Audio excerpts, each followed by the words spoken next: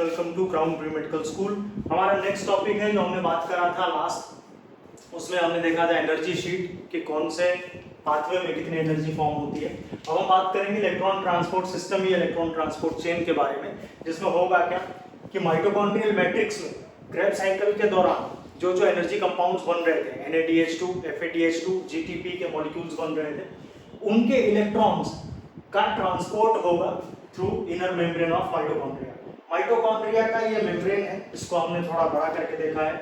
अगर मैं आपको इसको माइटोकॉन्ड्रिया बना के दिखाऊं तो ये कुछ इस तरीके का पार्ट हमने लिया है यहाँ डायग्राम में। ये माइटोकॉन्ड्रिया की आउटर मेम्ब्रेन है और ये है माइटोकॉन्ड्रिया की इनर मेम्ब्रेन।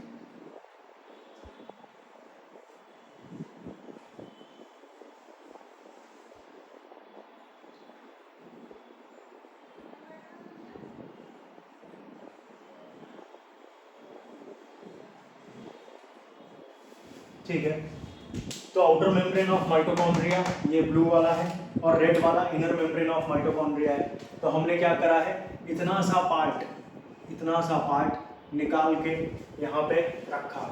ठीक है, यानी ये रेड वाला this is inner membrane of mitochondria, ये वाला पार्ट। ठीक है, ये ब्लू वाला this is the outer membrane of mitochondria, बाहर वाला मेम्ब्रेन है ये। ठीक है, और जो बीच का पार्ट है ये ग्रीन वाला part, this is the inter membranes space. ठीक है, तो इस पूरे डायग्राम के अंदर, इस पूरे पाथवे के अंदर हमको ये देखना है कि माइटोकॉन्ड्रियल मैट्रिक्स में क्रेब्स साइकिल के दौरान जो NADH2, FADH2, GTP, ठीक है ना, तीन मॉलिक्यूल्स मिले थे NADH2 के। ठीक है ना, तो है क्या कि एनर्जी कंपाउंड्स जो माइटोकॉन्ड्रियल मैट्रिक्स में बन रहे हैं, होता क्या है कि सपोज ये NADH2 मॉलिक्यूल अगर ये टूटेगा तो ये टूटेगा दो इलेक्ट्रॉन्स प्लस दो प्रोटॉन, यानी एक प्रोटॉन पेयर है, और NAD प्लस। अब होता क्या है कि साइकिल का नाम है इलेक्ट्रॉन ट्रांसपोर्ट सिस्टम या इलेक्ट्रॉन ट्रांसपोर्ट चेन। तो इसका जो इलेक्ट्रॉन पेयर है, ये इलेक्ट्रॉन पेयर, ये वाला इलेक्ट्रॉन पेयर, ये मूव करेगा और जाएगा इनर मेम्ब्रेन ऑफ माइटोकॉन्ड्रिया में प्रेजेंट इलेक्ट्रॉन एक्सेप्टर मॉलिक्यूल्स के पास। ये इलेक्ट्रॉन एक्सेप्टर मॉलिक्यूल्स हैं, इनके थ्रू इस इलेक्ट्रॉन का ट्रांसपोर्ट होगा और इसी वजह से नाम है इलेक्ट्रॉन ट्रांसपोर्ट चेन या इलेक्ट्रॉन ट्रांसपोर्ट सिस्टम।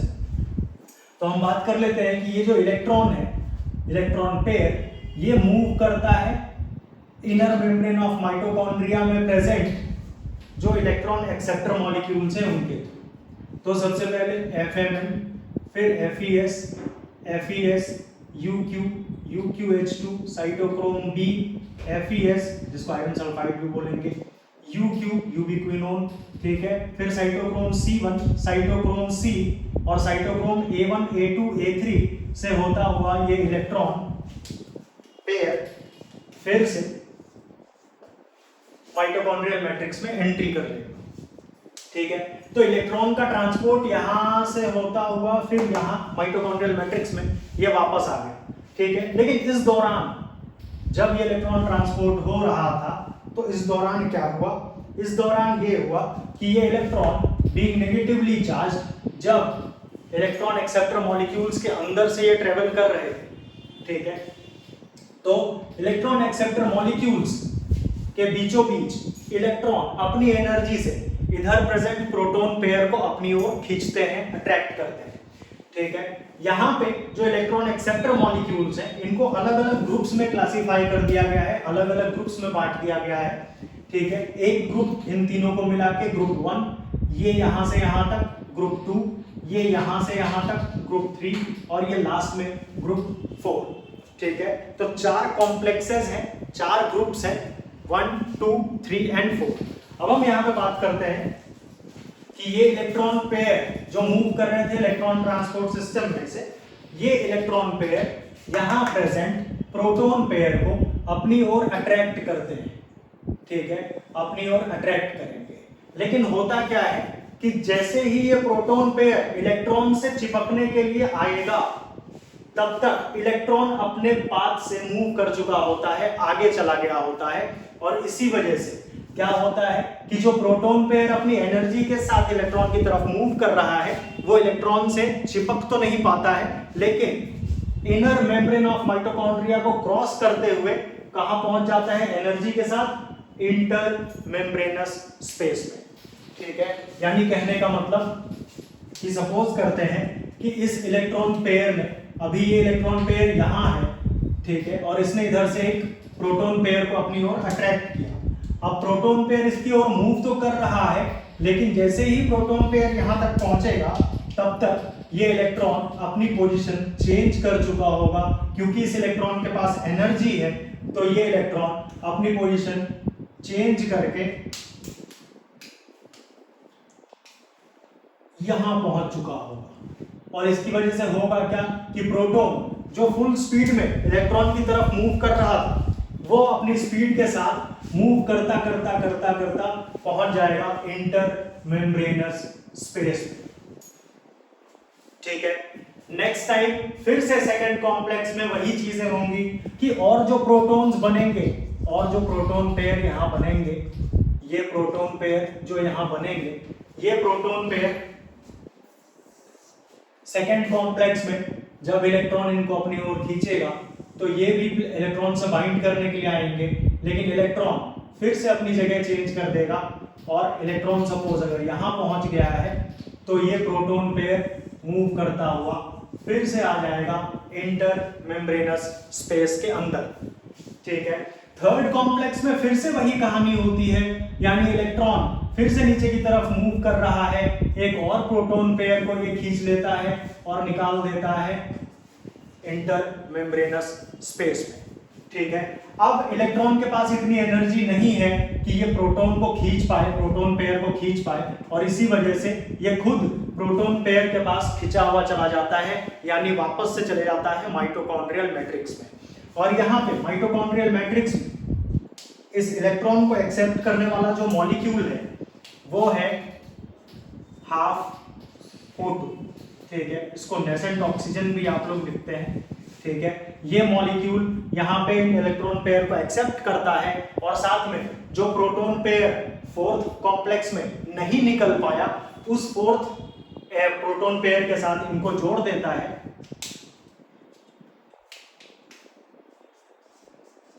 और ये तीनों आपस में मिलके बनाते हैं वाटर मॉलिक्यूल, ठीक है ना। क्या बनाएंगे? ये वाटर मॉलिक्यूल बनाएंगे, ठीक है। तो अभी तक हमने देखा था कि रेस्पिरेशन के अंदर ग्लूकोज या कार्बोहाइड्रेट प्लस ऑक्सीजन मिलके देते हैं, टूटता है ये carbohydrate carbon dioxide, water and energy, ठीक है। तो कार्बन डाइऑक्साइड एंड एनर्जी हमने क्रेब्स साइकिल में देखा, जहां NaDH2 के साथ CO2 रिलीज हो रहा था, ठीक है ना। NaDH2 के साथ CO2 रिलीज हो रहा था, Na2TH2 FADH2 GTP, ये मॉलिक्यूल्स रिलीज हो रहे थे। तो एनर्जी और CO2, energy CO2, energy energy, तो एनर्जी और CO2 तो हमने रिलीज होते हुए देखा रेस्पिरेशन में, और वाटर रिलीज होते हुए हमने यहां देख लिया, ठीक है ना। वाटर रिलीज होते हुए हमने यहां देख लिया। तो रेस्पिरेशन के अंदर कार्बन डाइऑक्साइड, एनर्जी और वाटर रिलीज होता है, ठीक है। हमारी बॉडी के अंदर वाटर और एनर्जी को हमारा सेल एब्जॉर्ब कर लेता है, बाकी बचा हुआ कार्बन डाइऑक्साइड ये हमारी बॉडी रिलीज कर देती है, हमारा शरीर इसको बाहर निकाल देता है, रिलीज कर देता है एनवायरनमेंट में, ठीक है। तो ये पूरा प्रोसेस इलेक्ट्रॉन ट्रांसपोर्ट सिस्टम का है। ठीक है, तो इसमें हो क्या रहा है मैं एक बार फिर से बता देता हूं कि NaDH2 मॉलिक्यूल जब टूटता है तो 2 इलेक्ट्रॉन 2 प्रोटॉन और Na+ में टूटता है। अब ये जो इलेक्ट्रॉन पेयर यहाँ पे है ये पहुंच जाते हैं इलेक्ट्रॉन एक्सेप्टर मॉलिक्यूल्स के पास, क्योंकि इलेक्ट्रॉन एक्सेप्टर मॉलिक्यूल है तो इलेक्ट्रॉन को एक्सेप्ट करेंगे, इलेक्ट्रॉन को अपने पास बुलाएंगे। तो होता क्या है, ये electron pair electron acceptor molecules के पास पहुंच जाते हैं, जो मॉलिक्यूल्स कहां प्रेजेंट है, इनर मेम्ब्रेन ऑफ माइटोकॉन्ड्रिया में प्रेजेंट है।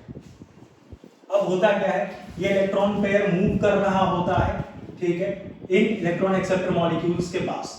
जब ये मूव कर रहा होता है तो ये माइटोकॉन्ड्रियल मैट्रिक्स में से पॉजिटिवली चार्ज जो प्रोटॉन है, ठीक है ना, जो प्रोटॉन पेयर है उनको अपनी ओर अट्रैक्ट करता है। लेकिन जब तक ये प्रोटॉन पेयर इलेक्ट्रॉन तक पहुंचता है तब तक इलेक्ट्रॉन अपना प्लेस चेंज कर दिया होता है, जिसकी वजह से प्रोटॉन पेयर आ जाता है स्पीड में और कहां गिर जाता है, इंटर मेम्ब्रेनस स्पेस के अंदर। तो ऐसा 3 बारी 3 कॉम्प्लेक्सेस में होता है। फाइनली जो इलेक्ट्रॉन पेयर था उसने एनर्जी लूज कर दी है और प्रोटॉन को ना खींच के खुद खींचा चला आया प्रोटॉन के पास। यहां पे क्या होगा, इस इलेक्ट्रॉन पेयर को एक्सेप्ट करेगा नेसेंट ऑक्सीजन और इनको प्रोटॉन पेयर के साथ जोड़ के यहां रिलीज करेगा वाटर। ठीक है, नेक्स्ट टॉपिक है हमारा केमियोस्मोटिक हाइपोथेसिस, इसी से जुड़ा हुआ है। ठीक है, कि NaDH2 कितना एनर्जी या कितना ATP मॉलिक्यूल बना सकता है, इसको हम देख लेंगे केमियोस्मोटिक हाइपोथेसिस में। एक बार जल्दी से स्क्रीनशॉट ले लीजिए, फिर आगे वाले टॉपिक पे हम चलेंगे।